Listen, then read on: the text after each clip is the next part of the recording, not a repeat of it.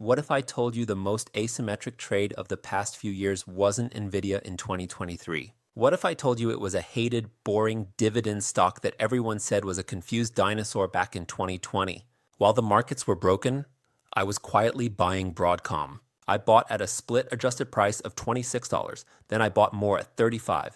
Today, those shares are up over 1,000%. I didn't predict ChatGPT. I found a blind spot in Wall Street's math that most people were too scared to look for. I'm a registered investment advisor. People often ask me how to find the next Nvidia, and I tell them the same thing. Stop chasing the hype. Start looking where Wall Street isn't. Before we look at the numbers, a quick disclaimer. This video is a case study on my personal portfolio. It isn't a recommendation to buy Broadcom. My goal here is just to show you how I think so you can guide your own diligence. But to understand the investment, we have to strip away the benefit of hindsight. We need to go back to the chaos of early 2020. If you look at the chart of the COVID crash today, logic says it was the perfect time to buy. But in that moment, it didn't feel like buying the dip. The S&P 500 lost 34% of its value in just 33 days. The narrative wasn't about growth, it was about solvency. The market was asking, will these companies even exist in 6 months? And in the middle of this chaos, Broadcom was getting massacred. The stock dropped nearly 50%. But why? Because they sit right at the center of the global supply chain. The consensus was that with factories closed, demand for chips would vanish. Wall Street hated this stock. They looked at CEO Hock Tan and saw a mad scientist building a Frankenstein. To them, it was just a confused pile of silicon stapled to dying software companies like CA and Symantec. Analysts dismissed these firms as melting ice cubes. Maybe they were right, but I wanted to prove it in the numbers. So I opened the 10K and did a deep dive of their books. I studied the cash flow statement, looking for the disaster everyone promised. But here's the thing, I didn't find a confused mess. What I found was a public LBO. Most people heard software acquisition and assumed Hock Tan was trying to be the next Microsoft. He wasn't. Let me explain the Symantec deal, because this was the moment I believed Wall Street was wrong. When Broadcom bought Symantec, they bought the enterprise security division, the boring stuff big banks and governments use. Hock Tan looked at their customer list. It was the Global 2000. These are customers who simply can't switch off their security software. It would cost them hundreds of millions to migrate. So he did something the market hated, but the math loved.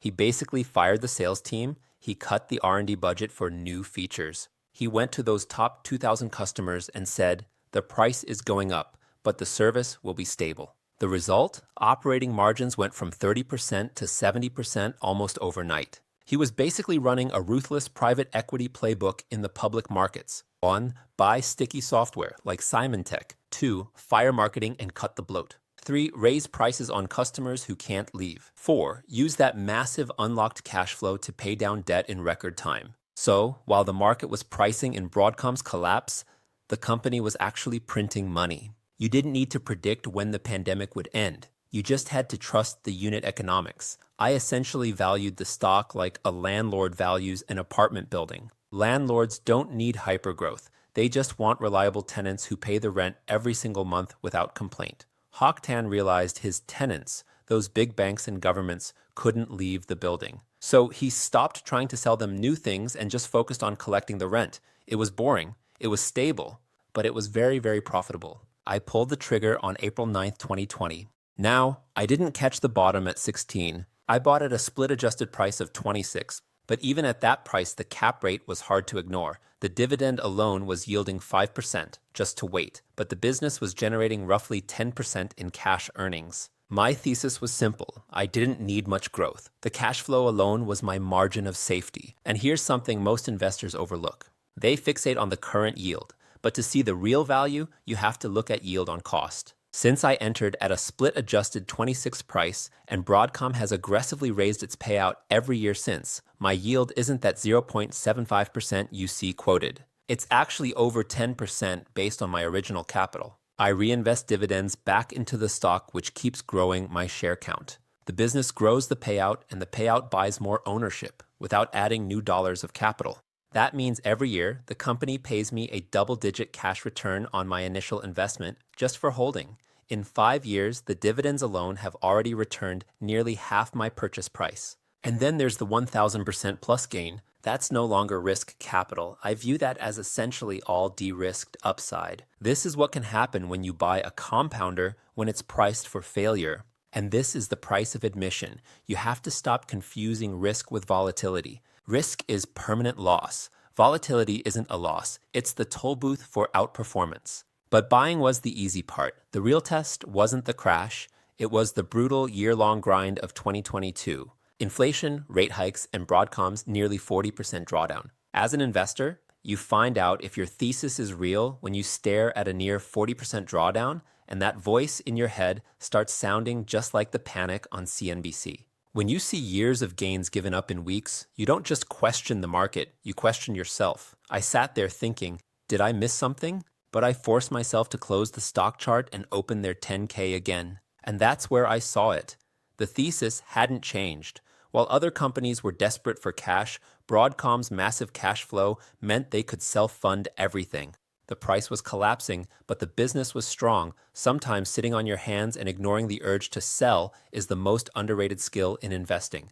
We just saw a brutal example of this again in December. Broadcom posted a perfect double beat, record revenue, crushing estimates. Yet the market took a sledgehammer to the stock, flushing 21% of its value in less than a week. Why? Simply because the AI backlog was only 73 billion, not the whisper number of 80 billion. Because of that small gap between reality and fantasy, high-frequency trading dumped the stock before a human could even blink. But wait a second. Let's look at the actual logic there. That $73 billion backlog, that wasn't a forecast. That is a contractual floor. These are signed deals. So when you see a 21% sell-off on a company that's locked in 28% revenue growth, that to me isn't a sell signal, it's a price dislocation. Back in 2020, I bought Broadcom as a defensive play with limited downside. Then, the paradigm shifted. That boring safety play collided with the AI revolution, and Broadcom became infrastructure for the AI explosion. So suddenly, the company everyone thought was dying turned into the indispensable arms dealer for the biggest players on Earth: Google, Meta, OpenAI. You have the expectation of death on one side, and then the reality of dominance on the other. That massive disconnect is where our repricing comes from. Was there luck involved? Absolutely. But after a run like this, the hardest question is, when do you exit? I'm still holding my position because the story hasn't ended. It's evolved. But that 2020 playbook is history. Holding Broadcom now means accepting a specific risk: digestion. If the current CapEx spending spree pauses, the stock will drop. I'm willing to take that risk because Broadcom has evolved into a counterweight to NVIDIA. Here's the reality. Big tech is trying to break NVIDIA's monopoly. They're tired of paying the NVIDIA tax, 75% gross margins, so they're rushing to design their own internal chips. But designing logic is different from manufacturing silicon. Google and Meta need a partner to make these designs work in the real world. That partner is Broadcom. If NVIDIA stays dominant, Broadcom wins on the networking side. If the hyperscalers shift to custom silicon, Broadcom wins as the primary partner building it. Citi is projecting Broadcom's AI revenue could ramp from $20 billion in 2025 to over $100 billion by 2027. And it's not just Google anymore. We're seeing emerging demand from OpenAI, xAI, and even Anthropic. Plus, Broadcom has something NVIDIA doesn't: a floor. VMware acts as a high-margin anchor. Even if the hardware cycle breaks, software cash flow protects the floor. But that safety net is no longer a secret to Wall Street.